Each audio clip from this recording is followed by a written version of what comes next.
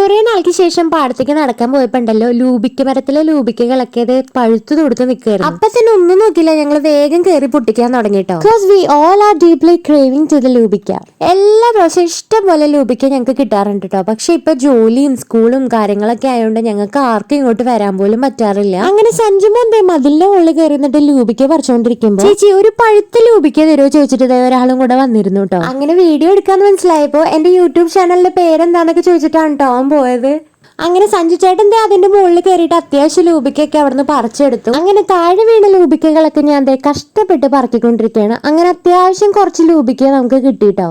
ഇത് ഉപ്പിലിട്ട് കഴിച്ച എന്റെ പൊന്ന് സാറേ ഒടുക്കത്തെ ടേസ്റ്റ് ആണ്. അങ്ങനെ കുറച്ച് പഴുത്ത ലൂബിക്കകളൊക്കെ നോക്കിയിട്ട് ഞങ്ങൾ പറിച്ചെടുത്തിട്ടുണ്ട്. ബാക്കി അടുത്ത പ്രാവശ്യം പറിക്കാന്ന് വിചാരിച്ചിട്ടോ. ഒക്കെ പച്ചയായിട്ടാണ് നിൽക്കണേ. 1-2 പഴുത്ത ലൂബിക്ക തോട്ടിക്കൊണ്ട് കഴുകിയെടുത്ത് അപ്പൊ തന്നെ ഞങ്ങൾ കഴിച്ചിരുന്നു കേട്ടോ. സംഭവം ഈ സാധനം എനിക്ക് ഭയങ്കര ഇഷ്ടമാണ്. എന്നിട്ട് വീട്ടിൽ വന്ന ഉടനെ ഞാൻ ഒരു ഗ്ലാസ് ജാർ എടുത്തിട്ട് and pour some warm water to the glass jar.